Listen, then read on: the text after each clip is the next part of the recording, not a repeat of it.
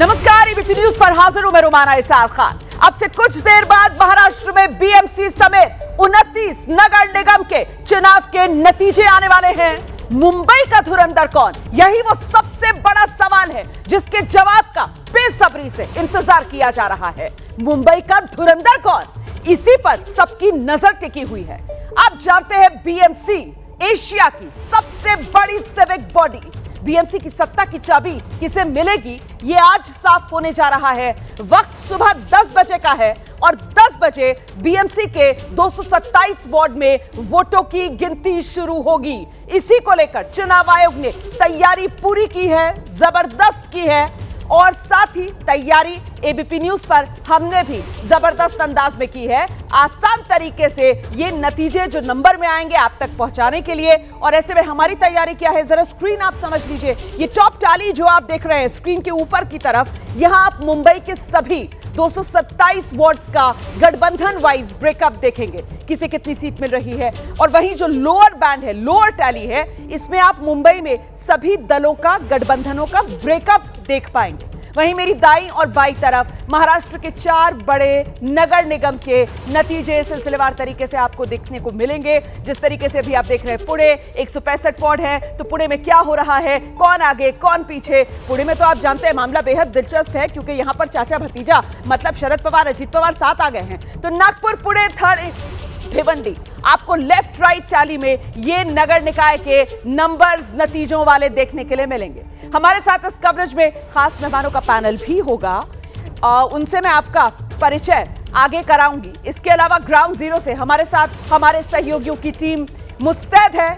गणेश ठाकुर राज ठाकरे के घर से हमारे साथ मौजूद हैं। गोरेगांव से मृत्युंजय सिंह हमारे साथ जुड़ रहे हैं। दादर इलाके से सूरज ओझा, वर्ली से नम्रता दुबे, सेना भवन से वैभव परब हमारे साथ लगातार बने रहेंगे, पल पल का अपडेट आप तक पहुंचाने का काम करेंगे।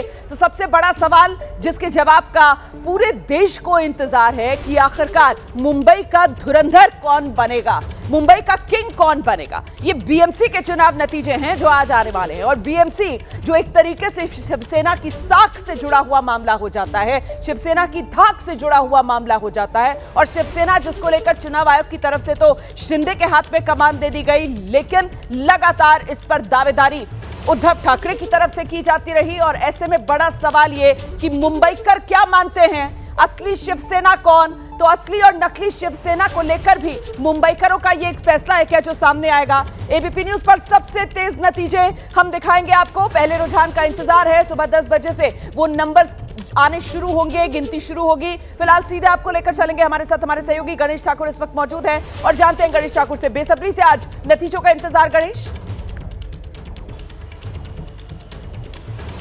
बिल्कुल रोमाना, और एग्जिट पोल ने तो ठाकरे भाइयों के चुनाव के नतीजों में एक निराशा दिखाई दे रही है।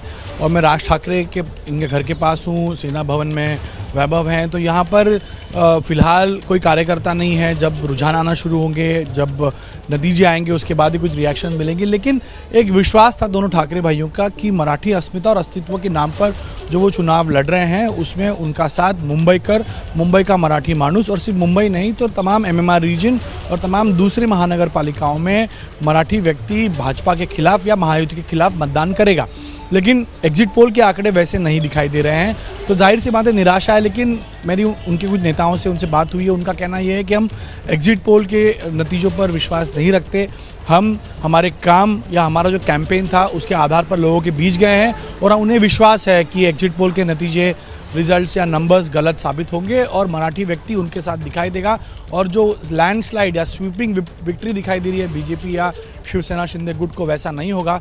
टक्कर होगी, कॉन्टेस्ट होगा और अच्छे नंबर्स दोनों को मिलेंगे। अब कुछ ही समय के बाद जब बैलेट पेपर्स की 10 बजे मतगणना शुरू होगी और मुझे लगता है 11 बजे तक यहाँ पर तमाम आंकड़े या ट्रेंड्स सामने आ जाएंगे, क्योंकि बहुत छोटे पॉकेट्स होते हैं। 23 यहाँ पर मुंबई में काउंटिंग सेंटर्स हैं, 50 का प्रभाग है, यानी एक काउंटिंग सेंटर में एक साथ तमाम ईवीएम्स मौजूद रहेंगे और 1 घंटे के अंदर ही 23 वोटिंग सेंटर्स में 46 वार्ड्स के नतीजे सामने आ जाएंगे। एक समय में वो 2 वार्ड्स के ईवीएम सामने टेबल पर रख के वो मतगणना करेंगे और एक 11 बजे तक तो रिजल्ट ही 46 सीटों के आ जाएंगे और उसके बाद ट्रेंड्स भी आना शुरू हो जाएगा। तो 11 बजे तक या 1-1.5 घंटे में ही पिक्चर साफ हो जाएगी कि कौन आगे जा रहा है और कौन पीछे, और एग्जिट पोल के नतीजे सही साबित होते हैं या नहीं। तो 12 बजे तक लगभग सब क्लियर हो जाएगा, ये मैं बता सकता हूँ। और इसी वजह से आप रहिए मेरे साथ, मैं लौटूंगी आपके पास। सेना भवन दर्शकों को लेकर चलेंगे। वैभव परब इस वक्त हमारे साथ मौजूद है। वैभव, जिस तरीके से गणेश बता रहे हैं कि वो एग्जिट पोल के जो आंकड़े आए हैं उससे कहीं ना कहीं हतोत्साहित इस वक्त नजर आ रहे हैं ठाकरे बंधु। इस समय आप सेना भवन पर मौजूद है, वहां की तस्वीर क्या है वैभव?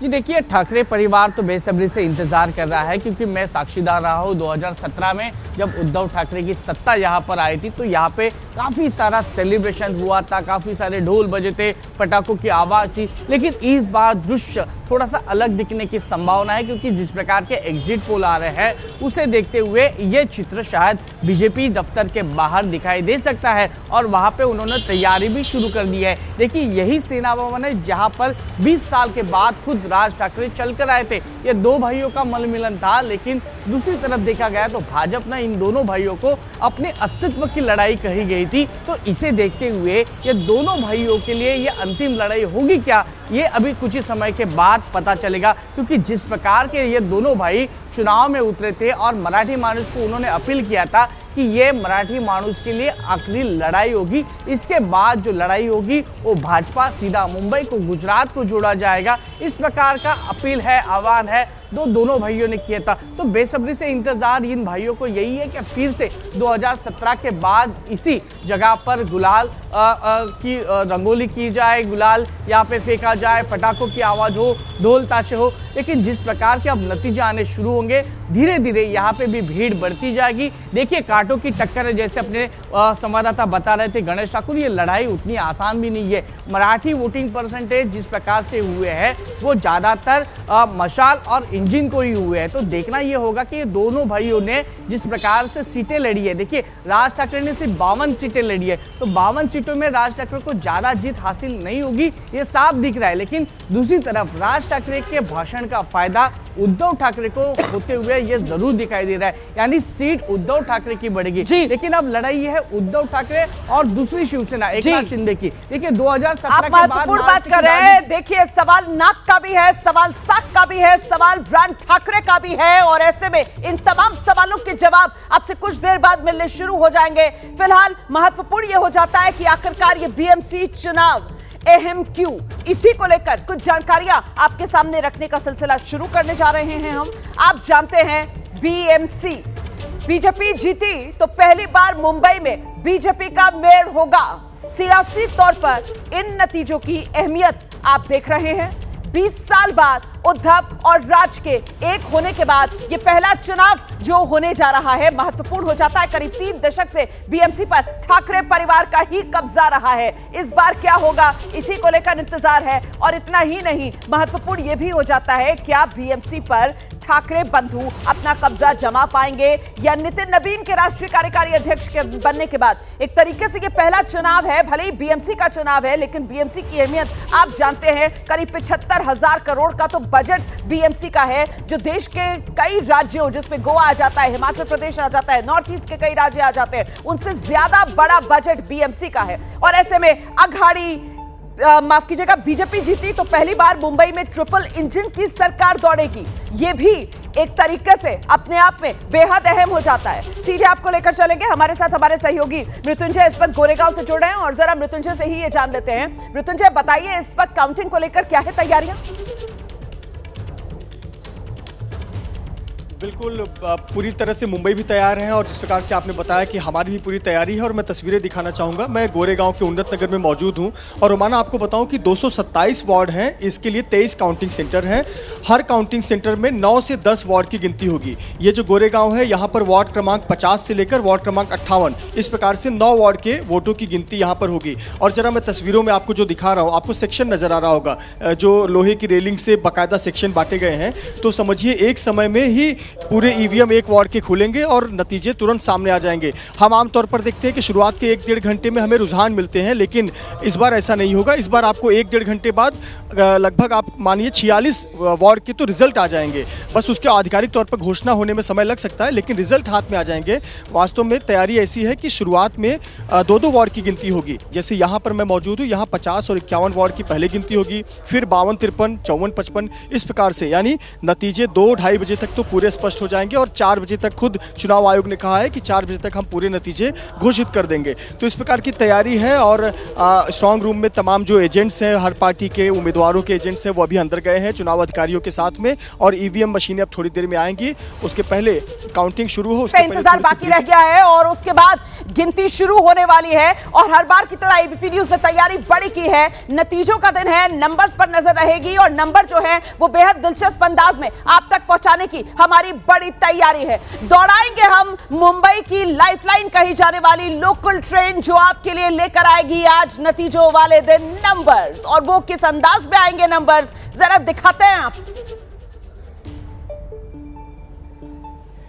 तो ये देखिए, कुछ इस तरीके से मुंबई लोकल दौड़ेगी और नंबर्स आपके लिए लेकर आएगी। मुंबई की लाइफलाइन कही जाती है ये लोकल। मुंबई में मौसम कोई भी हो, मुश्किल कितने भी हालात हों, लेकिन कभी लोकल की रफ्तार थमती नहीं और यही मुंबई का मिजाज है। कभी मुंबई का रुकता नहीं, थकता नहीं, चलता रहता है। यही जुझारू अंदाज मुंबई का, और मुंबईकरों की इस जुझारू अंदाज में उनकी जिंदगी को और बेहतर बनाने, सुविधापूर्ण बनाने की बड़ी जिम्मेदारी बीएमसी की, और उसी बीएमसी के आज नतीजे आने हैं चुनाव के, जिन चुनाव का इंतजार 2022 से किया जा रहा था, क्योंकि पिछली बार बीएमसी का चुनाव 2017 में हुआ था। और ऐसे में आइए अब आपको सीधे लेकर चलेंगे। हमारे सहयोगी सूरज ओझा इस वक्त दादर इलाके में मौजूद है और जरा सूरज से जानते हैं। सूरज, बताइए कितनी बेसब्री से यहां इंतजार बीएमसी के नतीजों का किया जा रहा है?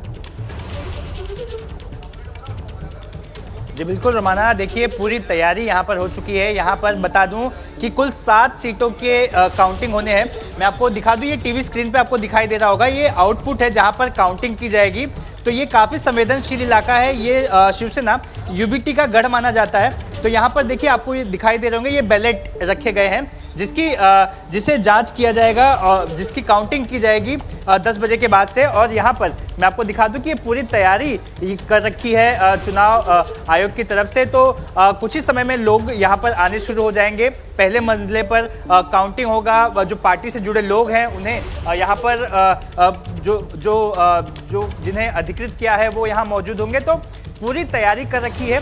ये जो इलाका है, जिस इलाके में मैं हूँ फिलहाल, जिन सीट्स की काउंटिंग होगी वो बताया जाता है कि यूबीटी का स्ट्रॉन्ग होल्ड है इस जगह पर। और कई सालों से, कई बार से यूबीटी के ही जो शिवसेना की बात करें, शिवसेना के ही नगर सेवक यहाँ पर जीत कर हमेशा आते हैं। लेकिन इस बार जो टक्कर है वो थोड़ी कांटे की बताई जा रही है, क्योंकि शिवसेना ही बिल्कुल कांटे की टक्कर रहने वाली है। यह मामला एक तरफा रहने वाला है। इसी को लेकर हमारी नजर बनी रहेगी। नंबर्स के आने का इंतजार है और नंबर किस दिलचस्प अंदाज में आप तक पहुंचाने की एबीपी न्यूज ने बड़ी तैयारी की है।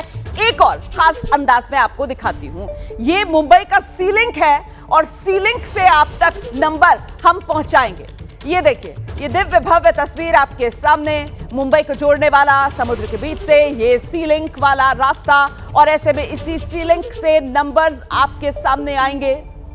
साथ मिलकर चुनाव मैदान में बीजेपी और शिवसेना शिंदे गुट।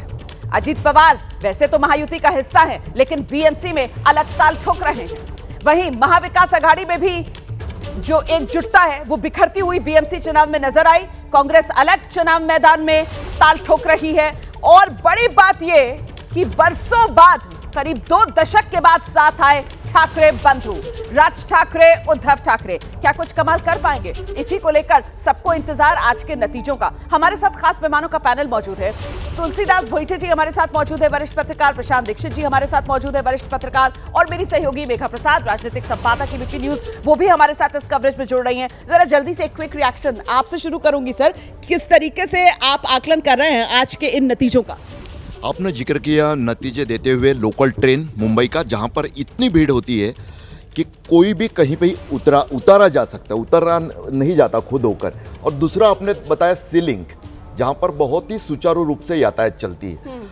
आज के नतीजों में पता ये चलेगा कि क्या कांटे की टक्कर वाला नतीजा आएगा या फिर वन साइडेड केक वॉक वाला भाजपा महायुति के लिए आएगा। ये तो सीलिंग वाले नतीजे आने वाले हैं, लोकल वाले नतीजे आने वाले हैं। नहीं, इम्पोर्टेंट बात यह है कि मराठी वोट्स डिवाइड हो रहे हैं, ऐसा एग्जिट पोल दिख रहा है, और नॉन मराठी वोट्स कंसोलिडेट हो रहे हैं। तो ये जो बीजेपी ने इनरोड्स बनाया है मराठी वोटर्स में, और ठाकरे ब्रांड का क्या बोले उनका जो अधिकार था वो कम हो रहा है, ऐसे सही में होता है क्या? ये महाराष्ट्र के लिए इम्पोर्टेंट बात है। पर मराठी वोट कंसोलिडेट हो रहे हैं, उल्टा एग्जिट पोल्स में भी तो अभी तक जिस तरीके के आंकड़े निकल कर आ रहे हैं, तो जो नॉन मराठी वोटर है वो कंसोलिडेशन, और उसका कंसोलिडेशन जो है वो बीजेपी और एक नाथ शिंदे की तरफ होता हुआ नजर आ रहा है। हाँ, नॉन मराठी कंसोलिडेट। जी, दो चीजें। हाँ। पहला जो ये कह रहे थे उसको आगे ले जाऊं, जो नॉन मराठी की बात आप लोग कर रहे हैं, उत्तर भारतीयों की बात कर रहे हैं।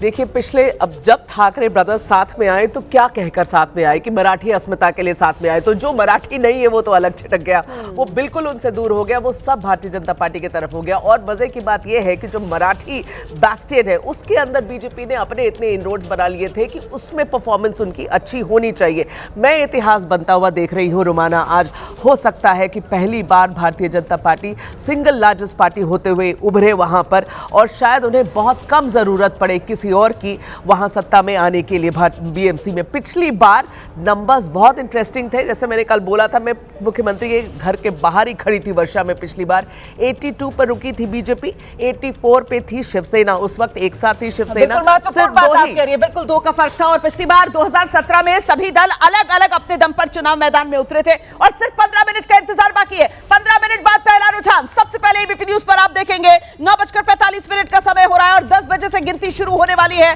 15 मिनट का इंतजार बाकी, और ऐसे में क्या माना जाए इस बार बीएमसी चुनाव अगर ठाकरे बंधुओं की नजर से देखा जाए तो शुरुआत ही उद्धव ठाकरे ने गलत कर दी क्या?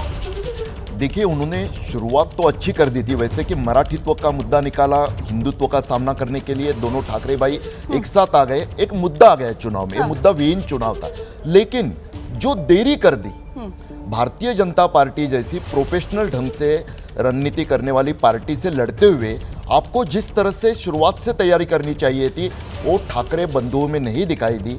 चुनाव घोषित होने के बाद उनका आधिकारिक तौर पे गठबंधन घोषित होना, इसे ही उनका पहला नुकसान हुआ है ये कहा जा सकता है। हालांकि कुछ समय बाद नतीजे बताएंगे कि कैसे रणनीति रही। बिल्कुल सर, जो आप बात कह रहे हैं ना, जरा सा दर्शकों को ये बता देते हैं कि आखिरकार आज जो बीएमसी के नतीजे आएंगे वो किस लिहाज से किसके लिए महत्वपूर्ण, और इसमें सबसे पहले बात उद्धव ठाकरे की हम करेंगे।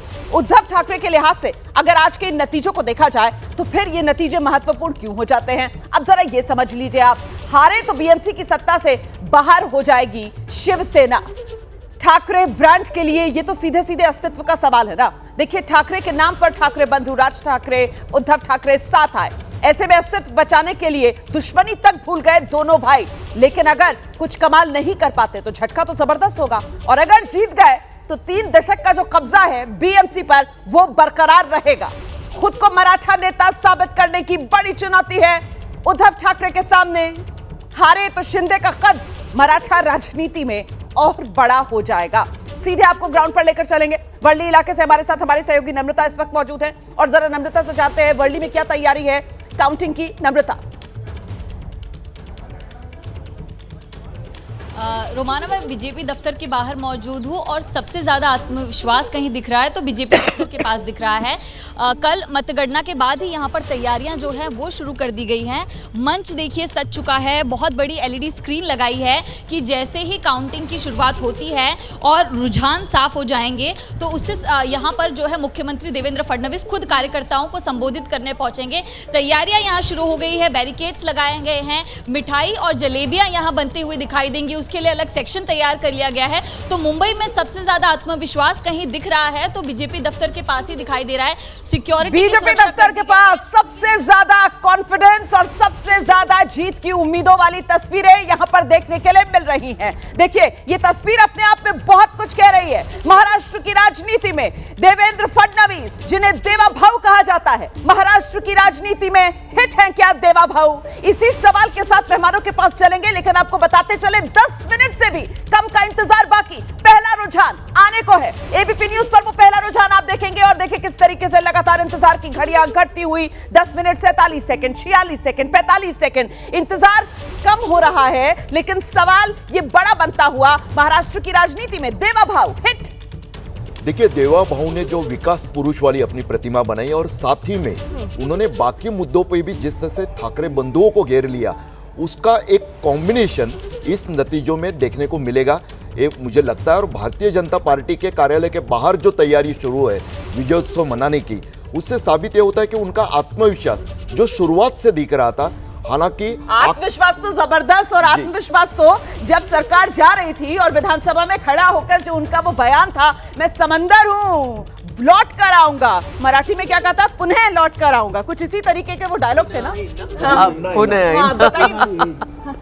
डेफिनेटली उन्होंने बहुत हार्डवर्क किया है, और जब से एक बार डायलॉग तो सुना दीजिए। हाँ, पुनः येईन पुनः येईन पुनः येईन, ऐसे 3 बार कहा था उन्होंने।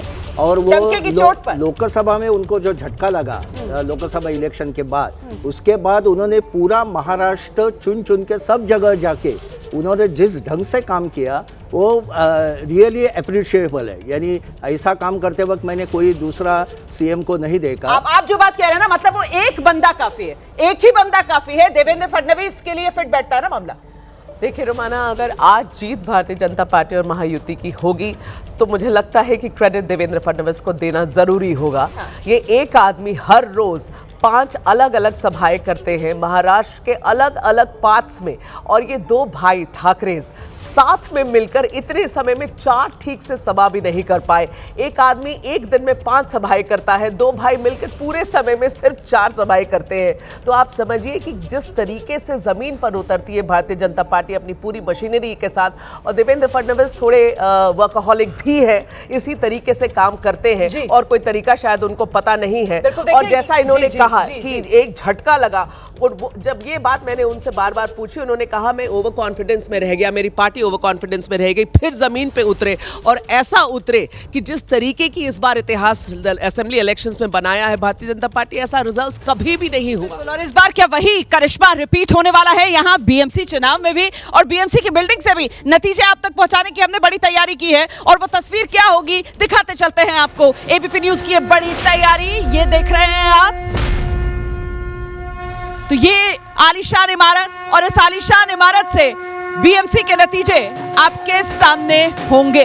सबसे अमीर महानगर पालिका है, 75,000 करोड़ का करीब बजट है इसका। देश के 8 राज्यों से ज्यादा सिर्फ एक नगर पालिका का बजट, और 8 राज्य पूर्वोत्तर के जिसमें राज्य आ जाते हैं, गोवा और हिमाचल प्रदेश जैसे राज्य भी इसमें शुमार हैं। तो कुल मिलाकर महाराष्ट्र को लेकर जिस तरीके से यहां पर चर्चा हम लगातार कर रहे हैं, और बीएमसी उसी के नतीजों का इंतजार है, अब तो इंतजार की घड़ियां घटती हुई नजर आ रही हैं। सबसे बड़ा सवाल यह है कि महाराष्ट्र में 29 नगर निकाय के चुनाव हो रहे हैं, और बड़ी बात यह कि एक तरफ जहां ठाकरे बंधु साथ आए हैं, वहां चाचा भतीजा ने भी पुणे पिंपरी चिंचवड़ हाथ मिलाया है। अभूतपूर्व यही कहा जाएगा इस चुनाव को। देखिए ना, मुंबई में ठाकरे बंधु एक साथ है, ठाणे में है, कल्याण डोंबिवली में, लेकिन आगे जाओगे आप विरार वसई में राज ठाकरे अपने भाई के साथ नहीं है, वहाँ मराठीत्व का मुद्दा नहीं। उसी तरह से शिवसेना भाजपा हिंदुत्व पे गठबंधन मुंबई ठाणे कल्याण डोंबिवली लड़ता है, लेकिन नवे मुंबई जो कि 21वीं सदी का शहर, वहाँ पे नहीं। और पवार का साथ में आना, यानी आपने जिक्र किया था जैसे देवेंद्र जी के बयान का कि मैं फिर लौट आऊँगा, उसी तरह से उनका एक बयान था कि हम राष्ट्रवादी के साथ नहीं जा सकते। वैसे ही शरद पवार अजित पवार के साथ था, बड़ी बड़ी बातें हो रही थी, लेकिन चाचा भतीजा पुणे और पिंपरी चिंचवड़ जिस तरह से ठाकरे के लिए मुंबई गढ़ है, उसी तरह से पवार के लिए पिंपरी चिंचवड़ और पुणे है। वहाँ पे वो एक साथ है, वहाँ पे तीनों पार्टनर अलग अलग लड़ रहे हैं महायुति। कुल मिलाकर यही कहा जाएगा ना कि ये सिर्फ और सिर्फ सहूलियत की राजनीति हो रही है। अपना अपना गढ़ बनाने के लिए एक तरफ जहां ठाकरे बंधु साथ आए, उसी तरीके से वो पुणे पिंपरी चिंचवड़ वाला अपना गढ़ बनाने के लिए पवार परिवार साथ आ गया। पवार परिवार का पूछेंगे तो शरद पवार जी के गुट को पता चल गया कि अभी हमें सर्वाइव करना है तो अजित दादा के साथ जाना है, क्योंकि अजित दादा ने जिस ढंग से सब काम किया, और बीइंग फाइनेंस मिनिस्टर, उन्होंने जिस ढंग से प्रैग्मेटिकली काम किया, तो शरद पवार जी को लगा कि अभी उनके साथ जाना ही है। सिर्फ शरद पवार जी को लगा उनके साथ जाना है, लेकिन अजीत पवार जी को क्यों लगा कि उनको चाचा के साथ हाथ में लाना है? बिल्कुल, वो गुडविल एक तैयार कर दिया ना उधर के लोगों को, तो यानी उनके एक्सपीरियंस लोग भी लेना है। और वैसे शरद पवार जी उनके साथ आए, खुद आए, वही उनके लिए जीत है, उनको दिखाना है, उनका ब्रांडिंग बढ़ गया। और जो शरद पवार जी को लग रहा था कि सुप्रिया सुले जी या मेरी पार्टी को बढ़ाएंगी, वो बिल्कुल एक बरस में नहीं हुआ। ये रियलाइज कि हमें अभी करना है तो अजित दादा ही हमारे आगे के नेता है, उनके साथ ही जाना। ये एनसीपी के यूनाइट होने की स्क्रिप्ट लिखी गई है क्या इस बार निकाय चुनाव में? रोमाना, अस्तित्व की लड़ाई है यहाँ पर, है ना। और दूसरी बात है, पॉलिटिक्स ऑफ कन्वीनियंस भी है यहाँ पर। आप देखिए जिस तरीके से ठाकरे ब्रदर्स साथ में आए हैं, वो भी कन्वीनियंस है। जहाँ पर ये एनसीपी घटक के एक साथ आने की बात है, वो सब कुछ सहूलियत से ही होता है यहाँ पर। जब कांग्रेस और बीजेपी एक साथ अंबरनाथ में आ सकती है, तो आप समझिए आप सोचिए क्या क्या हो सकता है। तो मैंने महाराष्ट्र में ऐसी कहानियां देखी जो आप देश में कहीं और नहीं देखेंगे। 5 मिनट से भी कम का इंतजार बाकी रह गया है, और वो नतीजा जो रुझान के तौर पर सबसे पहले आपके सामने आएगा, वो एबीपी न्यूज पर टेलीविजन स्क्रीन पर आप देखेंगे। अब वो पहला रुझान कहां से आएगा, इसी का इंतजार है।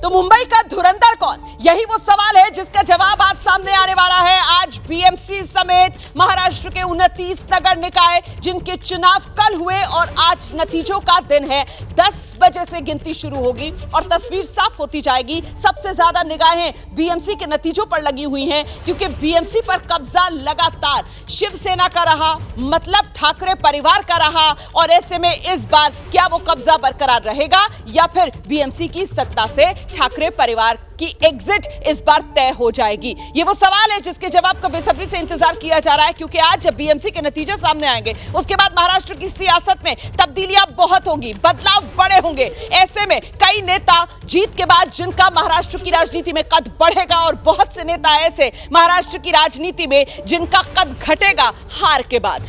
बड़ी कोशिशें की गई है नेताओं की तरफ से खुद को बचाने की, अपनी साख बचाने की, अपना अस्तित्व बचाने की। और इसी के तहत चाहे ठाकरे परिवार हो, जिसमें राज ठाकरे, उद्धव ठाकरे पुरानी दुश्मनी भुलाकर एक साथ आते हैं चुनाव मैदान में, चाहे पवार परिवार हो, चाचा भतीजा पुरानी रंजिशें भुलाकर एक साथ आते हैं चुनाव मैदान में। और ऐसे में अब महत्वपूर्ण यह हो जाता है कि आखिरकार बीएमसी के नतीजे महत्वपूर्ण क्यों हो जाते हैं। इसके बारे में आपको विस्तार से बताएंगे हम। ग्राफिक्स हमने तैयार किए हैं और उसी को लेकर कुछ महत्वपूर्ण जानकारियां आपके सामने रखते चलते हैं। साथ ही बताती चलूं, सबसे तेज नतीजे एबीपी न्यूज पर #BMC रिजल्ट्स ऑन एबीपी। आप सोशल मीडिया पर भी हमारे साथ जुड़ सकते हैं। फिलहाल बीएमसी चुनाव के नतीजे अहम क्यों? बीजेपी जीती तो पहली बार मुंबई में बीजेपी का मेयर बनेगा। आज तक कभी मुंबई में बीजेपी का मेयर बीएमसी में नहीं बना है। 20 साल बाद उद्धव और राज एक हुए हैं, कुछ गुल खिला पाएंगे क्या, इसका इंतजार है।